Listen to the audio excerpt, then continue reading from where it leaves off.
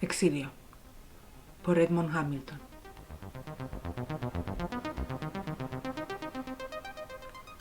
Lo que daría ahora por no haber hablado de ciencia ficción aquella noche. Si no lo hubiéramos hecho, en estos momentos no estaría obsesionado con esa bizarra e imposible historia que nunca podrá ser comprobada ni refutada. Sin embargo, tratándose de 4 escritores profesionales de relatos fantásticos, supongo que el tema resultaba ineludible. A pesar de que logramos posponerlo durante toda la cena y los tragos que tomamos después, Madison, gustoso, contó a grandes rasgos su partida de caza, y luego Brassel inició una discusión sobre los pronósticos de los Dodgers. Más tarde me vi obligado a desviar la conversación al terreno de la fantasía. No era mi intención hacer algo así, pero ya había bebido un escocés de más, y eso siempre me vuelve analítico. Y me divertía la perfecta apariencia de que los 4 éramos personas comunes y corrientes. Camuflaje protector, eso es, anuncié. ¿Cuánto nos esforzamos por actuar como chicos buenos, normales y ordinarios? Brassel me miró, un poco molesto por la abrupta interrupción. ¿De qué estás hablando? De nosotros 4, respondí. Qué espléndida imitación de ciudadanos hechos y derechos. Pero no estamos contentos con eso, ninguno de nosotros.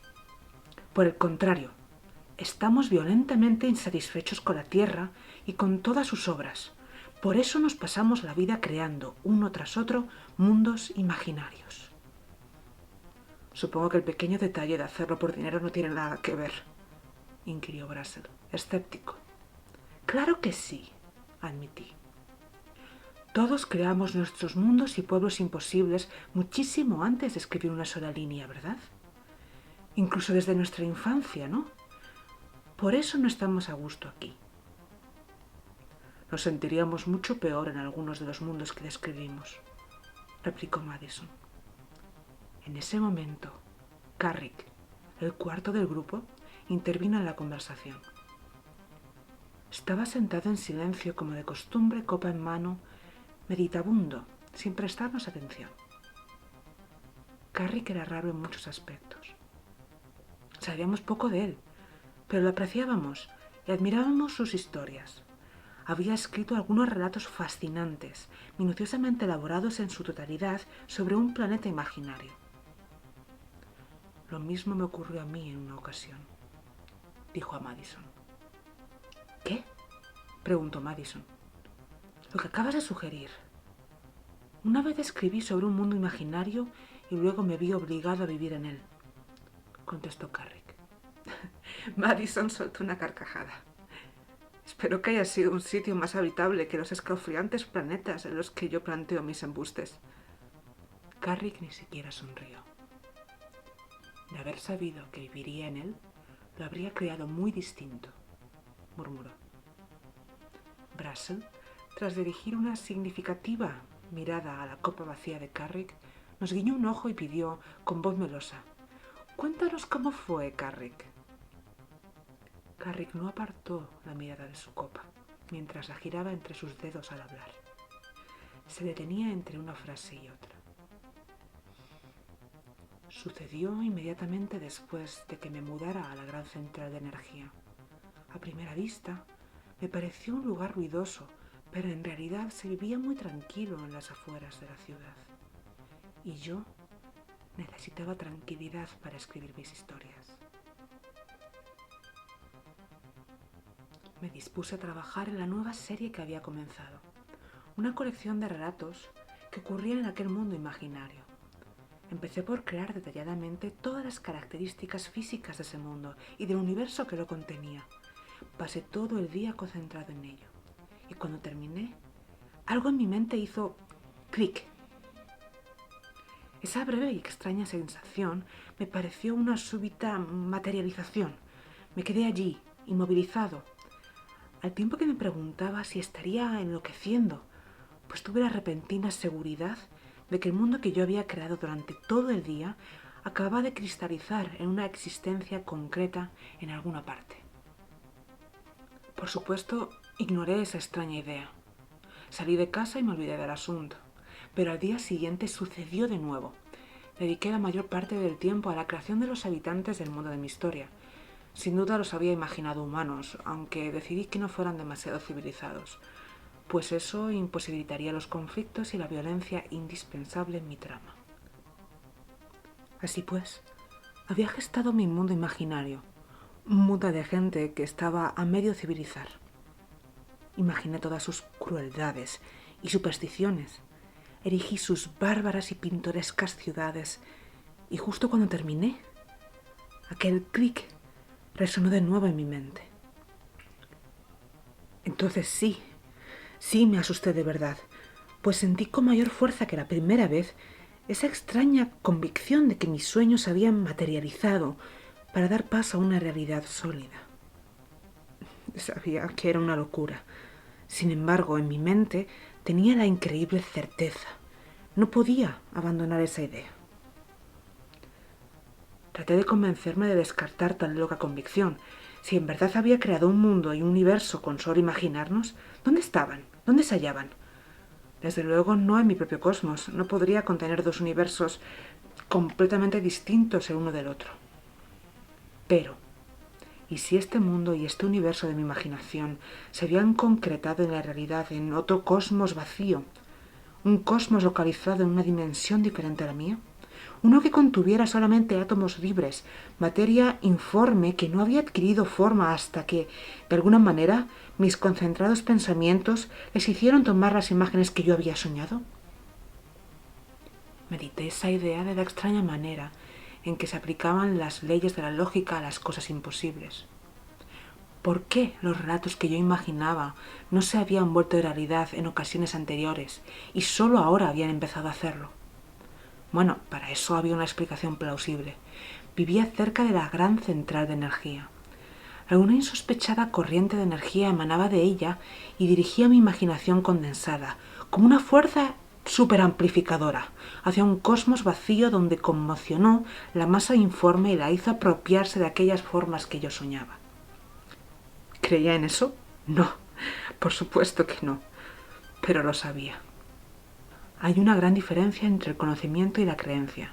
Como alguien dijo, todos los hombres saben que un día morirán y ninguno cree que llegará ese día. Pues conmigo ocurrió exactamente lo mismo. Me daba cuenta de que mi mundo fantástico no era posible que hubiera adquirido una existencia física en un cosmos dimensional diferente, aunque, al mismo tiempo, yo tenía la extraña convicción de que así era.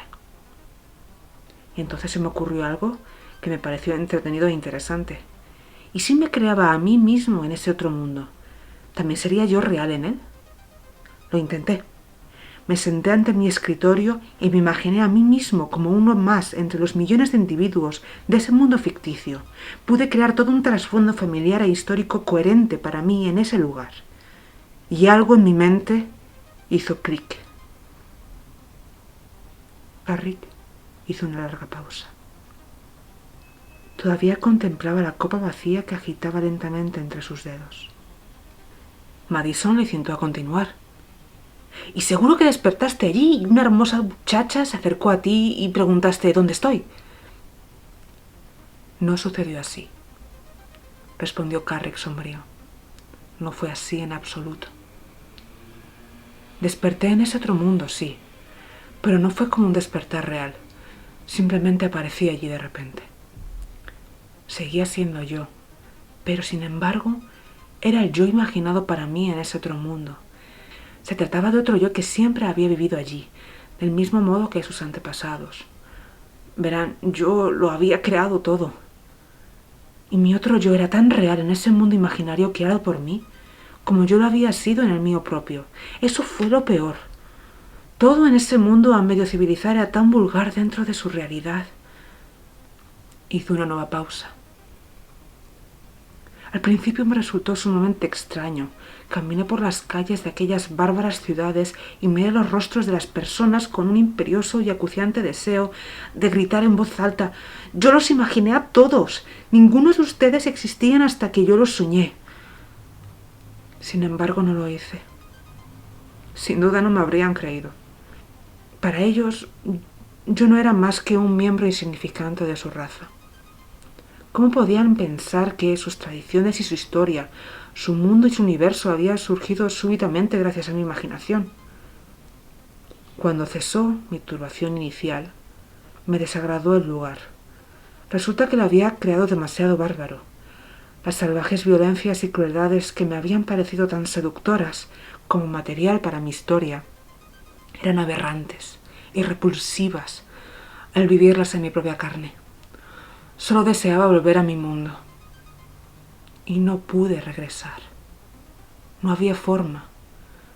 Tuve la vaga sensación de que podría imaginarme de vuelta en mi mundo, así como había imaginado mi viaje a este otro.